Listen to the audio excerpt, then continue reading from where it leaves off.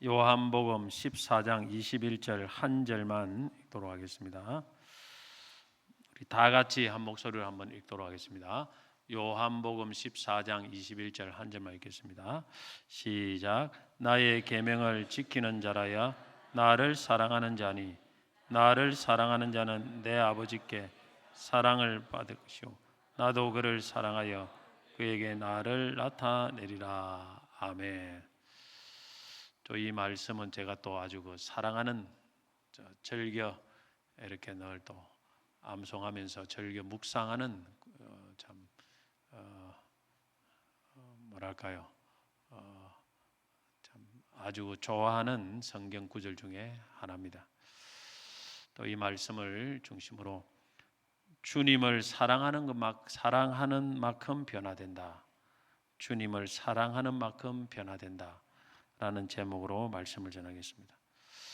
우리가 예수님을 믿을 때 구원을 받습니다. 그러나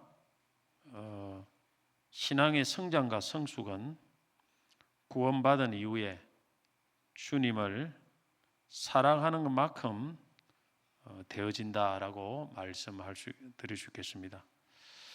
구원은 주님을 향하는 믿음이 엄청나게 좋은 사람, 산을 옮길 정도의 믿음이 있고, 귀신도 쫓아내고 기적도 행하고, 그런 사람만 받는 게 아닙니다.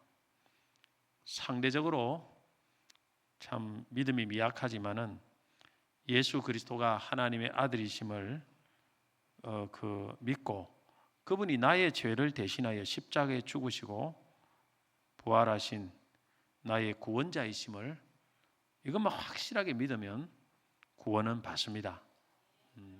조금 부족해도 구원은 하나님의 약속에 의해서 받아집니다.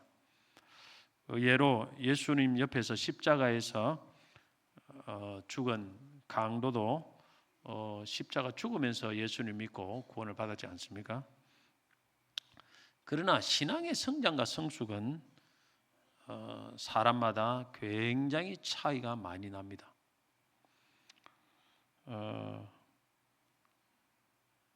예수님을 구원자로 믿는 믿음 정도만 가지고는 신앙이 계속 자라고 성숙하기가 어렵습니다.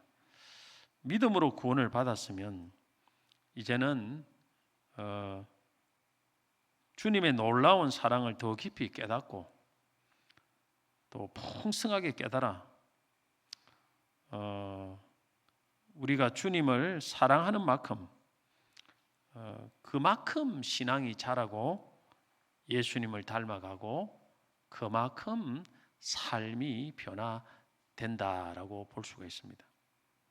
구원은 그냥 딱 작은 거 딱 기본만 딱 믿어도 어찌 보면은 이렇게 합격이 될 수 있지만은 신앙의 성장과 성숙은 차이가 너무 많이 나요, 사람마다. 그것이 주님을 사랑하는 만큼 되어진다는 거예요. 그러면 무슨 말이냐면 우리의 삶이 변화되지 않는 것은 그만큼 주님을 사랑하지 않기 때문이라는 거예요. 구원을 안 받았기 때문이 아니고 주님을 사랑하지 않기 때문에 그렇다라는 것입니다. 주님을 사랑하는데 삶이 변화되지 않을 수 있을까요? 우리는 성경에서 전혀 이렇게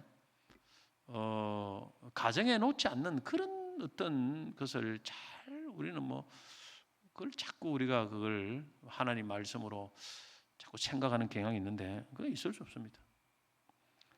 주님을 많이 사랑하면 많이 변화되고 적게 사랑하면 적게 변화되고 사랑하지 않으면 아예 구원도 없어요. 그래서 내가 이게 우리는 변화돼야 된다. 왜 변화가 안 되느냐? 자꾸 변화에 초점을 맞추지 말고 주님을 어떤 사랑하는 데 초점을 맞춰야 돼요. 변화를 하려고 해도 안 돼요. 주님을 사랑하지 않으면. 결과만은 주어지지 않는다는 거예요. 자, 예를 들어서 학교 성적, 암만 성적을 좋게 하고 싶어도 성적이 올라갑니까? 우리도 왕년에 공부 다 해봤지 않습니까? 지금 현역도 있지만은 내가 뭐 전교 1등 하고 싶다, 뭐 몇 등 하고 싶다고 됩니까? 안 되지. 그거는 열심히 공부를 사랑하고 열심히 하다 보면 올라가는 거지. 열심히는 안 하고 자꾸 성적만 좋은 성적만 받으려고 하는 것은 그건 도둑심보예요. 마찬가지로 우리가 자꾸 변화를 하려고 뭐 열매를 맺으려고 하는데 안 돼요. 그런 것이 이제 그런 관점이 율법적인 거예요. 주님을 사랑하려고 더 노력을 해야 돼요. 주님을 사랑하려고 그게 먼저입니다. 그러다 보면은 변화는 저절로 이루어지게 돼 있는 거예요. 주님을 사랑하지도 않는데 그 주님을 하는 사랑하는 정도가 약한데 더 이상 나아갈 수가 없어요. 왜 그런가 하면은 사람이 사랑하게 되면 그 사랑하는 대상처럼 되고 싶어 합니다. 뭐 연예인들, 뭐 슈퍼스타들, 그 사랑하는 사람들은 그 가수처럼 되고 싶어요. 그 가수들이 입는 옷을 입고 뭐 가수가 뭐 백 하나 들면 그거 다 사버립니다. 심지어 그 가수가 그 어떤 연예인이 어떤 물건을 선전해요. 그러면 그 물건이 좋든지 안 좋든지 그 가수가 선전하기 때문에 그거 사는 거예요, 그냥. 그래서 유명한 사람이 그 어떤 선전하면 매상이 막 확 올라갑니다. 뭐 엄청나게. 그래서 돈을 갖다가 뭐 10억씩 주고도 그런 사람들을 광고로 드리는 거예요. 그 팬들이 많아가지고 팬들이. 또 운동 선수를 좋아하는 사람은 그 선수의 유니폼을 삽니다. 사서 모자를 쓰고 다니고 다 사랑하기 때문에 그래요. 사랑하면 그 사람을 닮아가고 싶고 또 그 사람이 좋아하는 것은 다 해주고 싶습니다. 안 그렇습니까, 여러분? 뭐 사랑하는 사람들이 뭐 없는 사람들은 별로 뭐 그런 걸 못 느끼지만은 원래 그런 거예요, 사람. 자, 주님을 사랑하면 주님을 닮아가고 싶고 주님이 기뻐하는 것을 주를 위해서 하고 싶습니다. 그래서 그 사랑하게 되면 사랑은 감정에 머물지 않고 구체적인 행동으로 이어진다는 사실을 알아야 됩니다. 그러면 주님을 사랑하면 어떻게 삶이 변화될까요?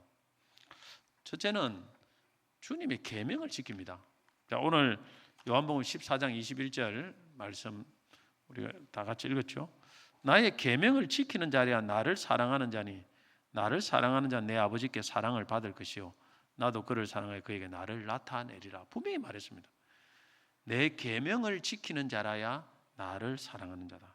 자, 요한복음 14장 15절에 보도 너희가 나를 사랑하면 나의 계명을 지키리라. 또 나와 있죠.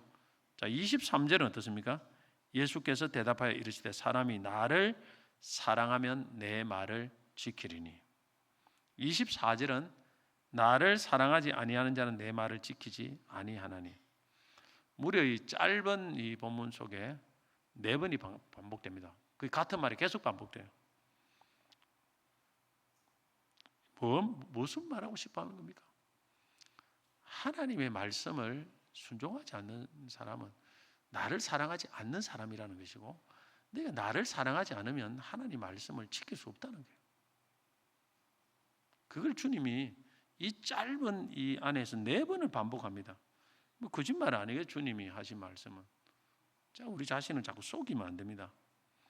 하나님의 계명을 지키기 어렵습니까? 미안하지만 주님을 사랑하는 마음이 부족하다는 거예요.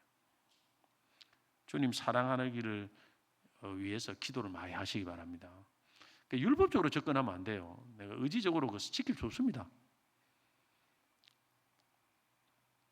사람에게 보이기 위해서 주님의 말씀을 한계가 옵니다. 절대 한계가 와요. 그냥 겉으로 드러나는 몇 가지는 지키도 진짜 주님의 말씀은 지킬 수가 없어요. 사람이 보이기 위해서는 주님을 정말 사랑해야 돼요. 그래야 주님의 말씀을 온전히 지킬 수 있습니다. 이 주님의 말씀입니다. 사랑하는 사람은 그 사람이 무엇을 기뻐하는지를 잘 압니다. 그래서 주님을 사랑하는 사람들은 영적 본능으로 주님의 계명을 지키는 것이 주님이 가장 기뻐하는 것을 압니다. 그리고 그 주님의 말씀을 순종하지 못할 때는 굉장히 마음이 아파요. 주님을 사랑하는 사람이 맞습니다. 폴리갑이라는 사람이 있는데 2세기 초에 로마 제국 시대에 순교한 기독교 초기 지도자이자 성인입니다. 사도 요한의 제자로 알려져 있습니다.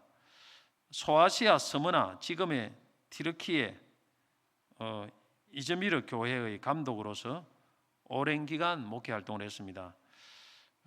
폴리갑 순교록이라는 초대 기독교 문헌에 상세히 기록되어 있는데, 이 폴리갑의 순교는 로마 제국이 기독교인들을 박해하던 시기에 일어났습니다. 당시 로마는 황제를 신으로 숭배를 하도록 강요했는데, 그 옛날에 우리 신사참배처럼 일제시대 때 폴리갑이 이를 거부하고 오직 그리스도만을 주님으로 섬기겠다는 그 신앙을 지켰습니다.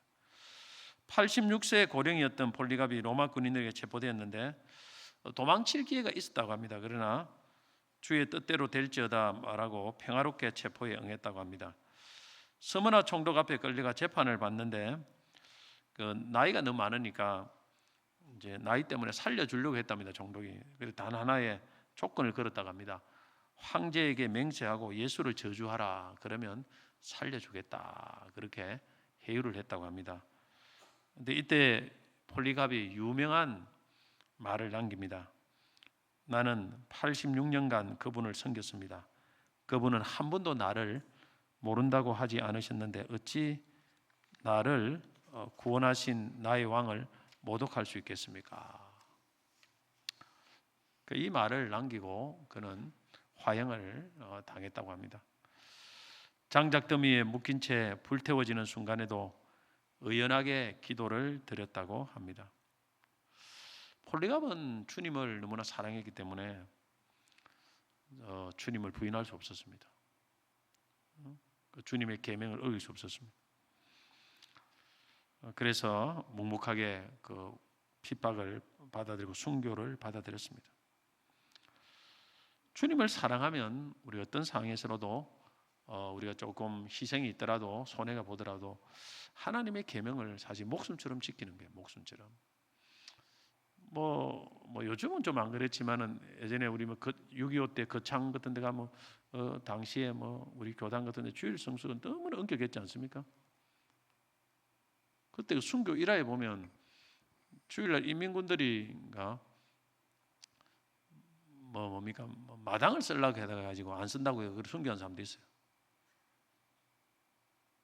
일 안 한다고 순교 일하 보면 그 옛날에는 좀 지금은 좀 덜하지만 옛날에는 굉장히 엄격했습니다. 우리 교단은 주일 성수에 진짜 엄격했어요.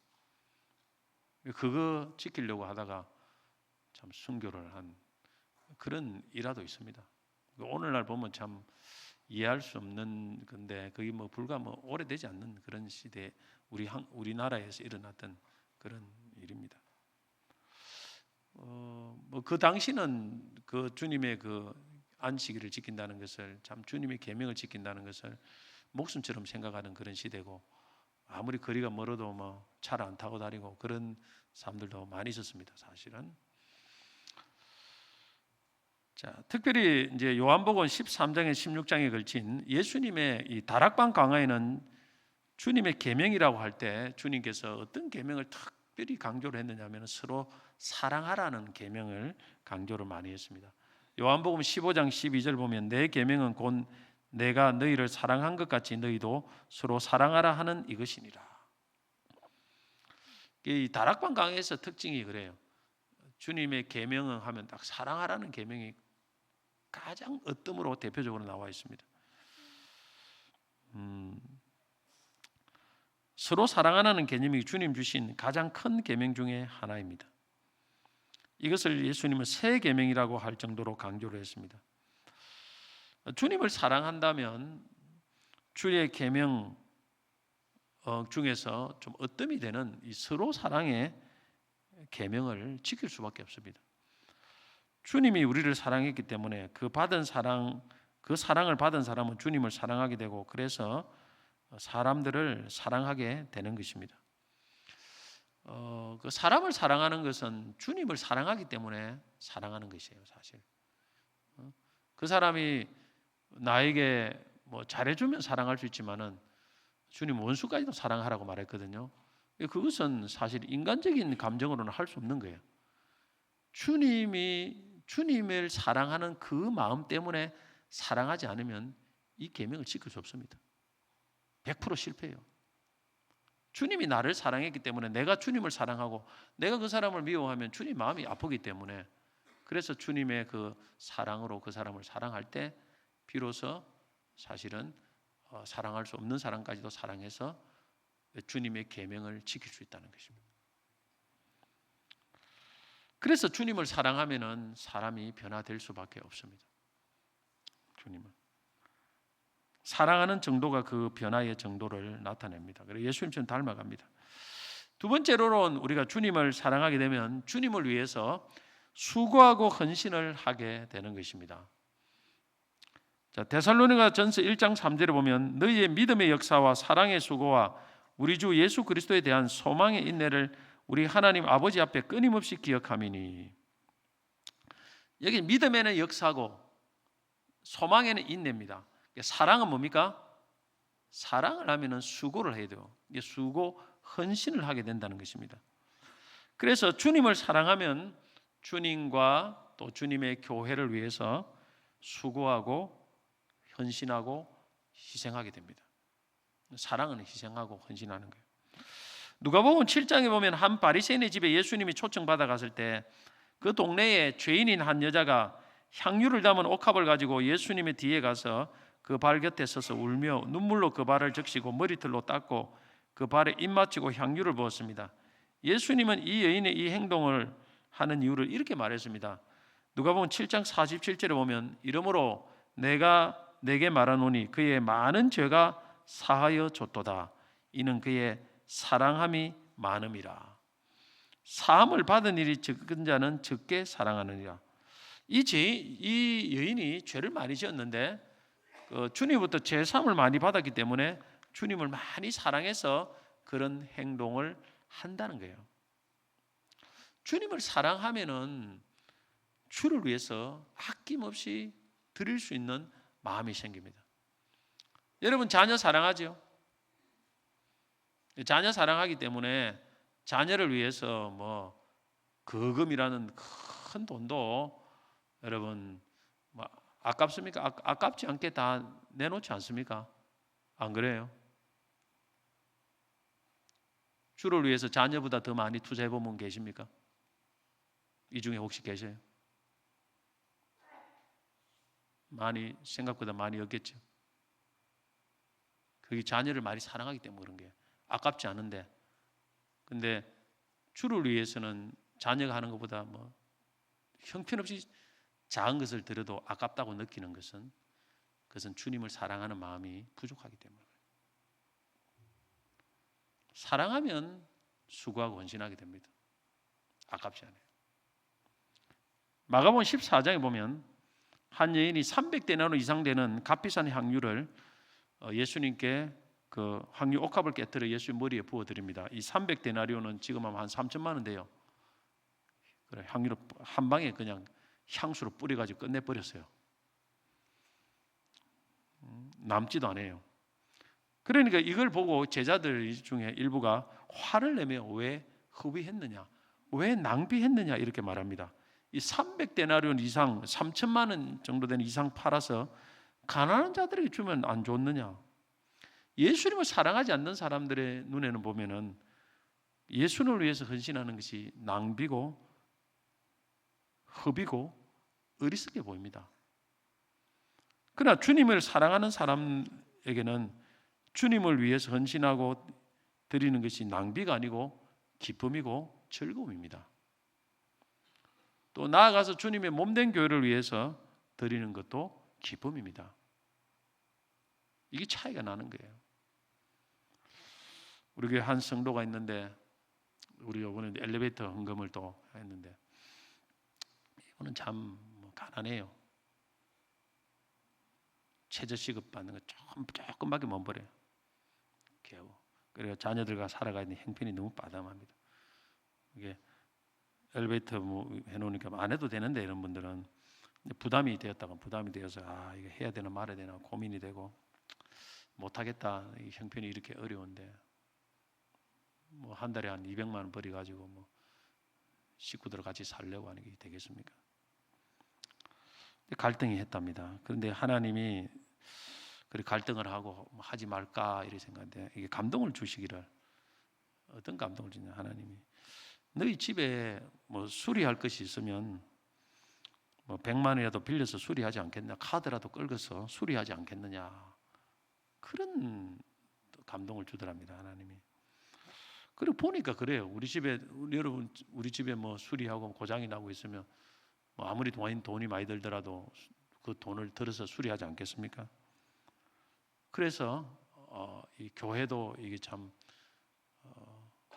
필요한 것을 이게 하는데, 해야 될 거 하는데 내가 이렇게 해서는 안 되겠다.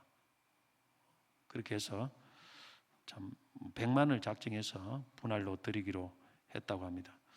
그래서 그 다음 주일 헌금을 봉투에 넣고 하나님 앞에 감사하며 헌금을 드리는데, 봉투를 들고 이렇게 감사했답니다. 아, 내가 하나님 심을 수 있는 마음을 주신 거 감사하다 이렇게 했는데, 그때 막 이 손을 들고 이 봉투를 들었는데, 이 봉투가 하늘로 올라가는 것 같더라는 거예요. 하늘로 쫙 올라가는 그런 느낌을 받았다고 합니다. 그래서 자기가 그동안 그냥 하나님 앞에 돈을 드리는 것이라고 생각했는데, 그것이 아니고 하나님은 우리의 마음을 받으시는구나, 이걸 이제 깨달았다고 합니다. 그래서 그동안 잘못 알았던 부분을 이렇게 하나님이 바로 잡아주셨다고 합니다. 그 후에 이제 또 돈이 뭐 30만 원이 더 들어갈 돈이 있었다고 합니다. 갑자기 또 필요한 일이 생겼는데, 이렇게 헌금을 첫 번째 돈이 없어 한꺼번에 다 드리지 못하고 뭐 분할해 드리는데, 조그마한 일부를 드렸는데, 그 후에 딱 3일 지났는데 하나님이 갑자기 필요한 30만 원과 또 작정한 100만 원까지 딱 해가지고 130만 원이 전혀 생각하지 못한 그런 루트를 통해서 공급이 되더랍니다. 자기가 딱 필요한 거 드린 그 작정 100에다가 필요한 30만 원. 참 우리 하나님이 참 우리 사랑으로 드리면 받으셔요. 받으시면 하나님은 가만히 계시겠습니까? 사실은 이렇게 어려운 분들은 사실 100만 원도 크지요. 뭐 있는 분들은 아무것도 아니에요. 그러나 이분 몇 식구가 사는데 겨우 뭐 200만 버리고 몇 사람이 먹고 살아야 되는데 그 뭐 할 게 뭐 있겠습니까? 드릴 것이 맨날 모질하죠. 하나님이 참 놀라운 은혜를 주시고, 그걸 제가 간증한 거 한번 들어봤습니다. 여러분, 우리 사랑하면 하나님께 드리는 것이 아깝지가 않습니다. 전혀 기뻐요. 다 털어버려도 기뻐요. 참 하나님 앞에 마음이 너무너무 기쁘고 그렇습니다. 할렐루야. 그래서 이제 또 믿음이 엄청 자라지게 되고 주님을 더 사랑하게 되는 그런 거 아니겠습니까? 셋째, 주님을 사랑하게 되면 주님을 전하게 됩니다. 사랑하면 주님을 전하게 돼 있어요. 예수님이 십자가에 달려 돌아가시기 전날 밤에 자신이 죽을 것과 제자들이 예수님을 다 버릴 것을 말씀했는데, 예수의 수제자가 베드로가 이런 말을 했습니다. 모두 주를 버릴지라도 나는 결코 버리지 않겠다. 그러니까 예수님이 네가 진실로 내게 이르노니 오늘 밤 닭 울기 전에 네가 3번 나를 부인하리라. 그리고 우리가 잘 알다시피 베드로는 예수님을 대제사장 집에서 3번을 부인했습니다. 그리고 예수님이 십자가 죽으시고 제자는 다 흩어졌어요. 예수님 죽으시고 나서 이제 베드로를 포함한 7 제자가 갈릴리 호수에서 고기를 잡을 때 부활하신 예수님이 다시 찾아왔습니다. 요한복음 21장에. 그때 예수님이 자기를 3번 부인한 베드로에게 3가지 질문은 똑같은 질문을 던집니다. 그 질문의 내용은 요한복음 21장 15절 보면 요한의 아들 시몬아 네가 이 사람들보다 나를 더 사랑하느냐. 그 다음에 2가지는 요한의 아들 시몬아 네가 나를 사랑하느냐. 같은 질문을 똑같이 사랑하느냐는 질문을 3번을 던집니다. 주님. 왜 그렇게 해석했습니까? 이거는 베드로의 3번 부인과 연관이 되어 있습니다. 베드로에게 이런 것을 암시하는 거죠. 네가 나를 3번을 부인한 것은 나를 정말 이 세상 어떤 것보다 사랑하지 않기 때문에 부인했다. 이걸 주님이 지금 암시하는 거예요. 그래서 3번을 사랑하느냐 묻습니다. 오늘도 우리가 어떤 상황에서도 주님을 시인하고 증거하려고 하면은 주님을 가장 사랑해야 돼요. 주님을 사랑하지 않으면 사람 앞에서 주님을 시인할 수 없습니다. 침묵해요. 그리고 마치 주님을 모르는 사람처럼 행동하게 됩니다. 주님을 사랑할 때 우리는 주님을 세상에 전할 수 있고 시인할 수 있습니다. 어떤 불리한 상황에서도 시인할 수 있습니다. 그래서 주님이 사랑하느냐 물은 것입니다.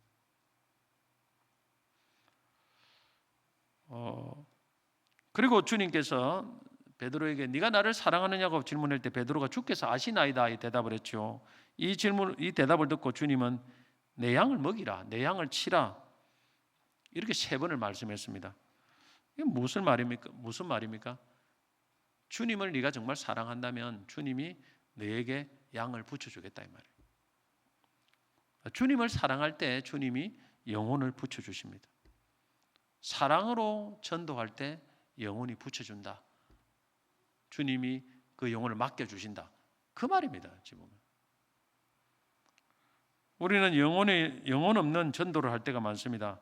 주님을 사랑하는 마음이 없이 그냥 의무감으로만 때우기식으로 그냥 뿌리는데 그런 경우가 있어요. 뭐 그것도 안 하는 분보다 훨씬 낫지만은 제 경험으로는 거의 안 붙여집니다. 거의 정착이 안 돼요. 거의 안 붙여집니다. 제 경험으로. 정말 주님을 사랑하는 마음으로 이 전도가 주님이 영혼구원을 가장 기뻐하기 때문에 내가 주님을 기쁘시게 해야 되겠다. 내 사랑하는 주님을 기쁘시게 해야 되겠다. 사실 영혼이 지옥 가는 영혼이 천국 가는 것도 있지만 주님이 더 안타깝게 여기거든요. 그 사람보다 주님이 더 안타깝게 여겨요. 그래서 사랑하는 주님이 지금 너무나 이 영혼이 지옥 가는 걸 안타깝게 생각하니까 그 영혼을 주님을 기쁘시게 하겠다는 그 마음으로 진짜 그 중심을 가지고 내가 힘들지만은 주님이 이걸 기뻐하는데 내가 힘들다고 그만둘 수 있겠나?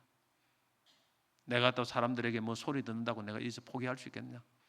그러면서 한 영혼을 찾아가서 정말 진실된 마음으로 그렇게 전하면요 주님 붙여주십니다. 금방은 안 될지 몰라요. 그러나 하나님은 늘 중심을 보신다고 말했습니다. 저는 매일 전도를 얼마나 오랫동안 했습니다. 내가 하면서 정말 사랑하는 마음으로 전할 때도 있지만은 어떤 때는 그 마음이 좀 이렇게 약해질 때가 많이 있습니다. 그럼 의무감으로 해요. 그래서 내가 하루에도 해야지 하나는. 근데 정말 주님이 기뻐하는 것은 주님을 사랑하는 마음으로. 사랑하는 마음으로 하면 진지하게 해요. 진지하게. 쫙 때우기식이 아니에요. 진지하게 한 영혼 그런 갈급한 마음으로 합니다. 그때 주님이 참 기뻐하신다 이런 것들을 저는 많이 느낍니다. 많이 느껴요. 우리가 주님을 전하고 싶은 마음이 없을 때는 주님을 사랑하는 마음이 식어졌다고 볼 수 있습니다.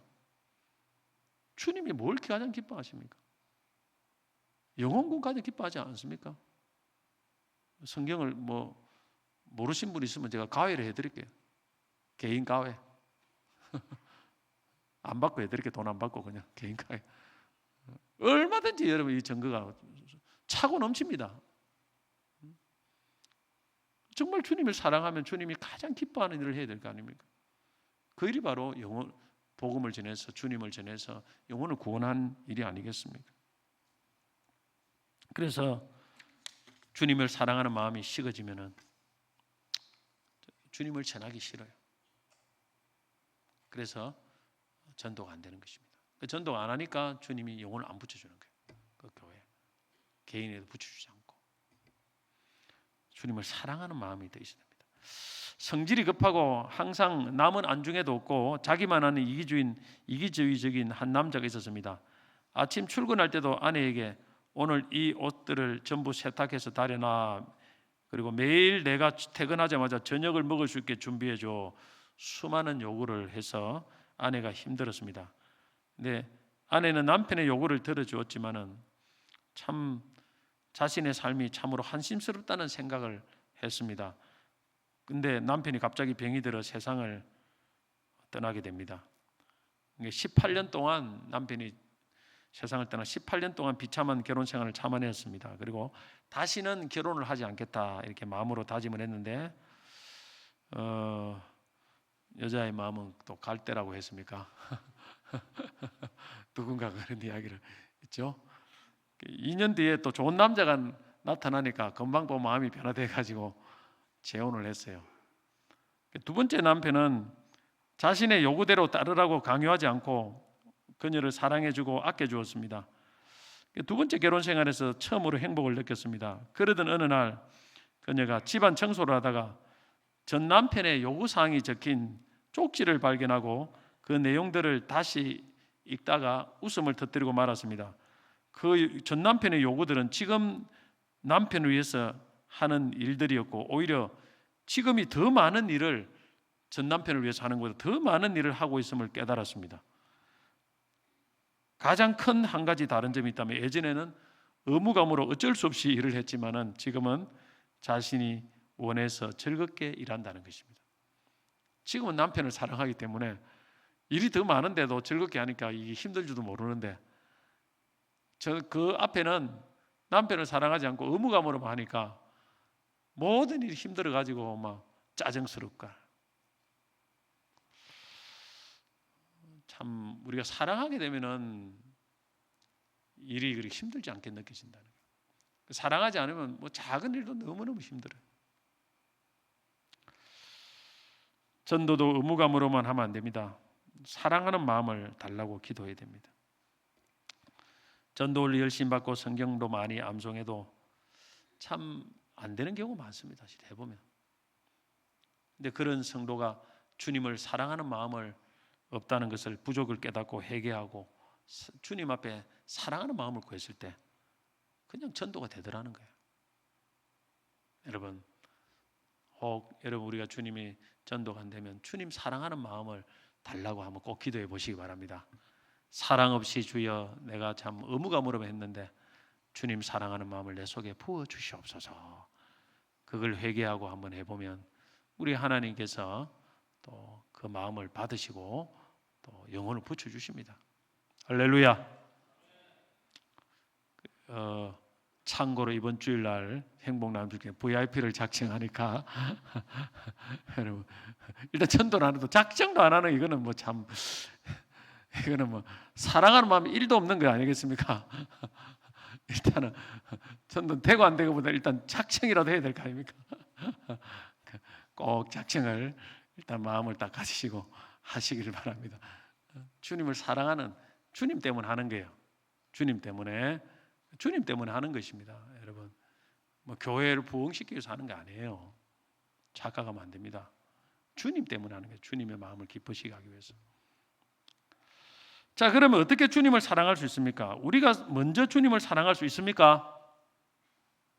우리가 먼저 주님을 사랑할 수 있습니까? 여러분들 잘 모르면 참 묵비권을 행사하시는 경우가 참 많더라고요. 대답하기 어려운 거는 묵비권을 행사를. 그거는 주로 이제 검찰 앞에서 이제 묵비권 주로 많이 하는 건데. 우리가 먼저 주님을 사랑할 수 있느냐? 없습니다. 불가능합니다. 그래서 우리가 주님을 사랑하기 위해서는 먼저 주님이 우리를 얼마나 사랑했는지를 알고 느껴야 돼요. 그래야 주님을 사랑할 수 있는 힘이 생기는 것입니다. 주님이 먼저 우리를 사랑해서 우리도 주님을 사랑하는 것입니다. 순서를 바꾸면 안 돼요. 그래서 주님의 사랑을 내가 사랑이 부족하면 주님이 나를 얼마나 사랑한 것을 더 알고 느끼도록 해야 됩니다. 그 기도를 해야 돼요. 에베소 3장 18절 19절 보면 사도 바울은 이렇게 에베소 성도를 기도합니다. 능히 모든 성도와 함께 지식에 넘치는 그리스도의 사랑을 알고 그 너비와 길이와 높이와 깊이가 어떠함을 깨달아 하나님의 모든 충만한 것으로 너희에게 충만하게 하시기를 구하노라. 그리스도의 사랑의 깊이와 높이를 알라는 게 풍성하게. 그러면 하나님의 충만함이 우리 속에 임하면서 우리도 주님을 사랑할 수 있습니다. 그러면 사랑하는 마음이 저절로 생겨요. 내가 이렇게 주님부터 사랑 많이 받았는데, 그래도 그리 사랑을 받았는데도 주님을 사랑하지 않는 것은 잘못돼도 한참 잘못된 거 아니겠습니까? 그 사랑을 받은 것을 깨달으면은 사랑할 수밖에 없어요. 뭔가 좀 주고 싶어요. 나를 이렇게 사랑하는 사람에게. 안 그렇습니까, 여러분? 자, 그러면 우리가 주님을 사랑하여 구체적으로 주님의 계명을 지키고 헌신하고 하게 되면 주님께서 어떻게 우리에게 하십니까? 자, 요한복음 14장 21절 다시 한번 읽겠습니다. 나의 계명을 지키는 자라야 나를 사랑하는 자니 나를 사랑하는 내 아버지께 사랑을 받을 것이요 나도 그를 사랑하여 그에게 나를 나타내리라. 하나님 우리 사랑하시고 주님 우리 사랑합니다. 이 말씀은 많이 외워놓으면 좋아요. 정말 내가 좋아하는 구절입니다. 내 아버지께 사랑을 받을 것이요 나도 그를 사랑하여. 하나님 아버지도 우리를 사랑하고 예수님도 사랑해서 그 다음에 어떻습니까? 그에게 나를 나타내리라.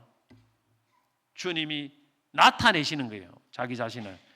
23절에도 보면 예수께서 대답하여 이르시되 사람이 나를 사랑하면 내 말을 지키리니 내 아버지께 그를 사랑할 것이요 우리가 그에게 가서 거처를 그와 함께 하리라. 거처를 그와 함께 하리라. 그게 같은 말이에요. 자, 주님이 그러면 어떻게 자신을 나타냅니까? 주님을 사랑하는 사람은 어떻게 주님이 나타냅니까? 오늘 이 요한복음 14장 이쪽에 문맥을 딱 보면은 첫째는 성령으로 나타내십니다. 성령의 임재로 나타내셔요. 자, 요한복음 14장 16절부터 18절 말씀 같이 한번 읽어보겠습니다. 내가 아버지께 구하겠으니 그가 또 다른 보혜사를 너희에게 주사 영원토록 너희와 함께 있게 하리니 그는 진리의 영이라. 세상은 능히 그를 받지 못하나니 이는 그를 보지도 못하고 알지도 못함이라. 그러나 너희는 그를 아나니 그는 너희와 함께 거하시며 또 너희 속에 계시겠습니다. 내가 너희를 고아와 같이 버려두지 아니하고 너희에게로 오리라. 이 요한복음 14장 16절은 성령에 대한 굉장히 많이 나옵니다. 주님이 고아와 같이 버려두지 않고 보혜사를 주사 너희에게 오리라. 주님이 온다는 게 어떻게? 성령으로 오신다는 것입니다. 다시 온다고 않겠습니까? 성령으로 오십니다. 그래서 주님의 우리에게 나타나시면 성령으로 나타나십니다. 성령의 임재가 주님이 우리를 사랑하시는 표현입니다. 다른 말로 하면은 성령 충만이에요. 성령으로 우리 안에 계시고 우리와 함께 계심을 느끼게 해주십니다. 이것이 주님의 우리를 향하는 사랑의 표현입니다. 주의 말씀에 주님을 사랑해서 주님의 말씀을 지키는 자에게 성령으로 주님이 임재하십니다. 성령으로 충만하게 하십니다. 그러면 어떻게 됩니까? 마음이 뜨거워져요. 성령은 불이기 때문에 충만해지고 따뜻해지고, 성령이 충만하면은 근심이 사라지고 찬송이 넘치고 감사가 넘치고 기쁨이 넘치고 성령으로 우리를 만나 주시는 거예요. 그게 뭐냐면은 주님이 우리에게 나타나시는 것입니다. 사랑하는 자에게, 나를 사랑하는 주를 사랑하는 자에게 성령 충만함을 주십니다. 이걸 아셔야 돼요, 여러분. 그러니까 여러분 주님을 사랑하지도 않고 자꾸 뭔가 주님보다 성령만 충만을 받으려고 하면 잘 안 되지 않습니까? 주님을 사랑해 보세요. 구체적인 행동을 옮겨 보면은요, 주님이 성령을 강하게 부어 주십니다. 성령보다 좋은 게 없어요. 내 마음에 근심이 사라지고 찬송이 넘치고 기도가 충만하고 여러분 감사가 충만하고 막 심재가 충만하고 주님이 나와 함께 하심이 너무너무 생생하게 현장감 있게 느껴지고, 사람은 몰라도 그 성령의 임재를 경험한 사람은 알 수 있습니다. 너무너무 기뻐요. 천국을 누릴 수 있습니다. 둘째, 주님의 나타나심은 말씀을 통해 나타내 주십니다. 요한복음 14장 25절 26절 말씀 보면 내가 아직 너희와 함께 있어서 이 말을 너희에게 하였거니와 보혜사 곧 아버지께서 내 이름으로 보내실 성령 그가 너희에게 모든 것을 가르치고 내가 너희에게 말한 모든 것을 생각나게 하리라. 자, 주님은 성령으로 임하시는데 그 성령으로 통해서 뭘 어떻게 하냐면 말씀을 가르치고 내가 너에게 말한 모든 생각나게 한다. 그러니까 주님은 말씀으로 찾아와서 나타내 주십니다. 요한복음 1장 1절 태초에 말씀이 계시니 이 말씀이 하나님과 함께 계셨으니 이 말씀은 곧 하나님이시니라. 말씀은 예수 그리스도입니다. 여러분, 우리가 참 주님이 우리에게 강하게 은혜 주시고 나타나실 때 말씀이 깨달아지는 경험을 많이 해본 적이 있지 않습니까? 말씀이 깨달아지고 말씀이 이미 들었던 말씀이 생각나요. 설교를 들을 때 이상하게 그날따라 말씀이 막 강력하게 내 마음에 꽂혀요. 은혜가 되고 말씀을 읽을 때도 막 그 말씀이 막 선명하게 내 마음에 확 박혀요. 어떤 때는 막 10장을 읽어도 막 하나도 기억이 안 나고 졸다가 일어나서 보면 내가 어디서 읽었지? 어디서 멈췄지? 처음부터 다시 읽어야 되나? 어디까지 읽었는지 생각이 안 나. 아예 그냥 백지야. 깜깜해. 이게 뭐냐? 이거 헛읽는 거예요. 그거 진짜 헛읽는 거. 다시 회개하고 읽어야 돼요. 다시.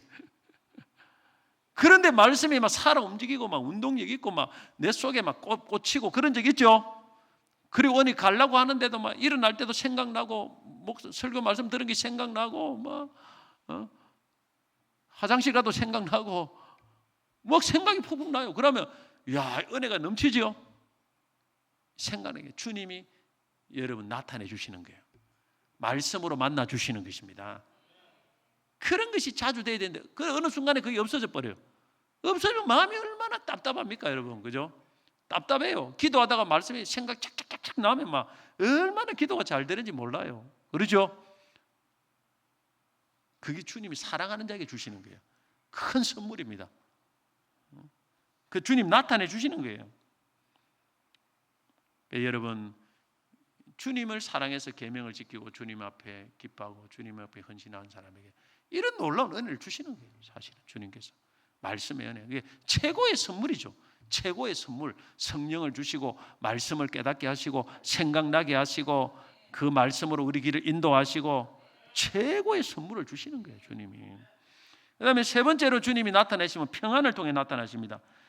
제가 14장을 쭉 보면서 한 거예요. 이 문맥상을 전체 보면 자 27절 14장 27절 같이 읽겠습니다. 평안을 너희에게 끼치노니 곧 나의 평안을 너희에게 주노라. 내가 너희에게 주는 것은 세상에 주는 것 같이 아니하리라. 너희는 마음에 근심하지 말고 두려워하지 마라. 주님이 또 말씀을 주시고 그 다음에 평안을 주신다고 했습니다. 주님을 사랑하고 말씀 따라 살면 주님 평안을 주십니다. 이 평안은 절대 평안입니다. 주님이 세상에 주는 평안이 아니에요. 그래서 정말 폭풍이 몰아치고 진짜 큰 문제가 있는데 내 마음이 편해요. 평안해. 병이 왔는데 평안해. 이게 주님 여러분을 만나 주시는 것입니다. 사망이 엄침한 골짜기를 다니도 해가 두려우지 않아요. 주님이 지금 만나 주시는 거예요. 주님이 함께 해 주시는 것입니다. 거처를 함께 해 주시고 말씀을 통해서 주시고. 저는 이렇게 어떤 데는 기도할 때 어떤 데 헷갈릴 때 보면 항상 평안을 점검해요. 이상한 마음이 불안해. 내가 제 경우는 거의 주님 뜻이 아니에요. 거의 99.9% 맞습니다. 제가 많은 경험을 했기 때문에. 아니 분명히 갔는데 이상하게 내 마음이 불안해. 어떤 걸 딱 보면 불안해요. 마음이 아니다. 주님 뜻이 아니다. 왜냐하면 주님은 평안을 주셔요. 기뻐하면. 이게 불안하다는 것은 이게 주님 뜻이 아니라는 거예요.